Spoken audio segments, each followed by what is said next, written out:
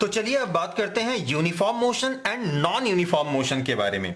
इन दोनों के बीच में क्या अंतर है उसे आप अपने स्क्रीन में देख सकते हो, बट इसे पढ़ने की जरूरत नहीं है। मैं इन सारी बातों को काफी आसान भाषा में समझाने वाला हूं, लेकिन उससे पहले यह नोट कर लो कि अभी मैं बताने वाला हूं यूनिफॉर्म मोशन, और चैप्टर में थोड़ा ही आगे आपको मिलने वाला है, जस्ट इसके थोड़ी ही देर के बाद, यूनिफॉर्म स्पीड, जिसे हम कांस्टेंट स्पीड भी कहेंगे, और फिर उसके बाद मिलेगा यूनिफॉर्म वेलोसिटी। देखो ये जो तीन है ना, ये तीनों एग्जैक्टली सेम है, यूनिफॉर्म मोशन या फिर यूनिफॉर्म स्पीड या फिर कांस्टेंट स्पीड। क्या होता है मैं अभी आपको बताने वाला हूं, ये 100% सेम है।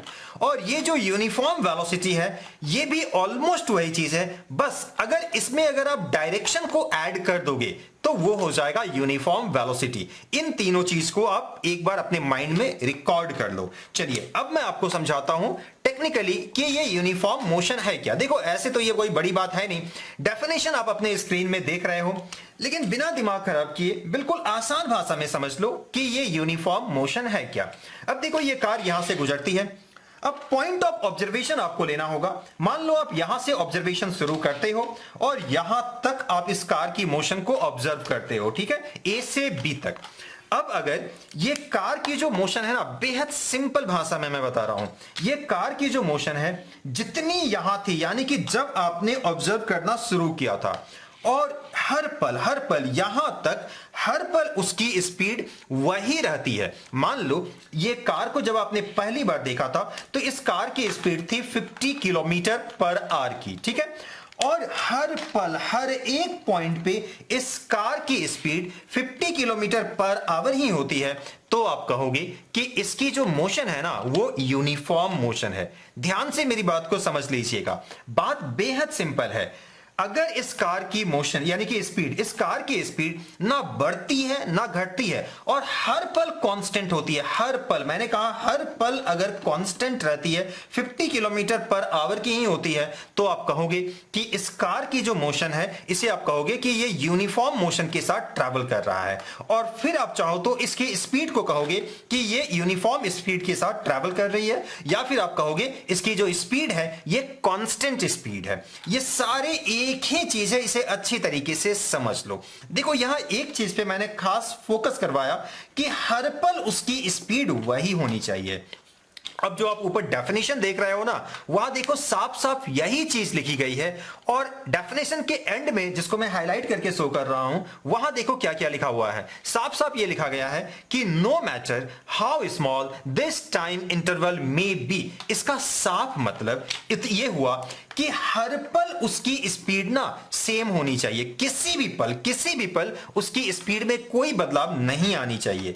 अब चलिए ये जो हाइलाइटेड लाइन है इसको मैं एक बेहतर एग्जांपल के साथ एक्सप्लेन कर देता हूं, इसके बाद आपको एग्जांपल भी मिल जाएगा और सारे कंसेप्ट क्लियर हो जाएंगे। बट मेरी बातों को ध्यान से सुनिएगा, यहां शब्दों का थोड़ा सा खेल होने वाला है। ये एग्जांपल काफी कॉमन है, लगभग हर कोई आपको ये एग्जांपल देगा, और मैक्सिमम लोग इस चीज को बताने में थोड़ा सा गलती कर बैठते हैं। इवन कि आप एनसीईआरटी भी पढ़ोगे ना तो वहां भी थोड़ा सा कंफ्यूजन आपको हो जाएगा।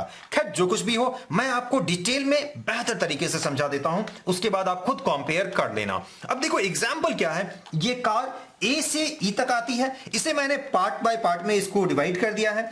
हर 2-2 किलोमीटर को कवर करने में ये जो कार है ये 1-1 मिनट का समय ले रहा है, राइट ना। इस चीज को आपने नोट डाउन कर लिया, बेहद सिंपल है। अब मेरा सवाल बस इतना है आपसे कि ये जो कार है इसकी मोशन यूनिफॉर्म है या फिर नॉन यूनिफॉर्म है। ये जो भी मैंने डेटा लिखा है इसके अकॉर्डिंगली आप क्या कहोगे, यूनिफॉर्म या फिर नॉन यूनिफॉर्म। मजेदार बात यह है कि यही शब्दों का थोड़ा सा खेल होने वाला है।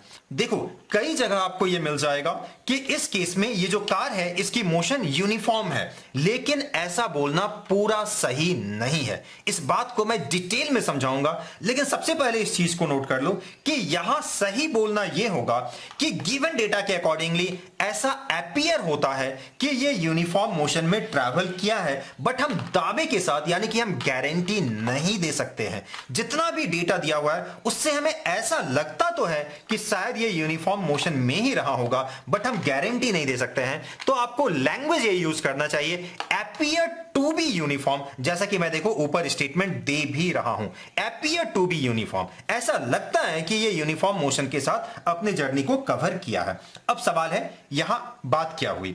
अब देखो मैंने पहले ही समझाया कि यूनिफॉर्म मोशन का मतलब यह होगा कि उस कार की जो मोशन है ना, यहां से यहां तक आने में किसी भी पल बदलना नहीं चाहिए। हर पल पल पल उसकी जो स्पीड है वो कांस्टेंट होनी चाहिए, बिल्कुल भी बदलाव नहीं होने चाहिए उसमें। अब देखो चलो ये तो ठीक है कि ये कार, अब मैं देखो यहां समझा रहा हूं डिटेल में, ठीक है ना, कि क्यों ये यूनिफॉर्म नहीं होगा, मतलब ये दावे के साथ हम क्यों नहीं बोल सकते कि ये यूनिफॉर्म होगा।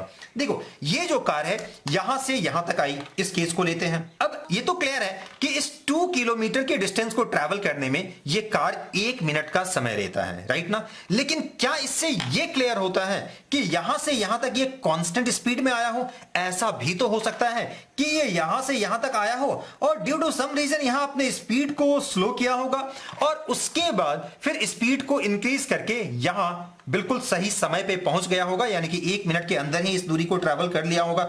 ऐसा बिल्कुल हो सकता है या नहीं हो सकता है? प्रैक्टिकल लाइफ में ऐसा बिल्कुल होगा ना।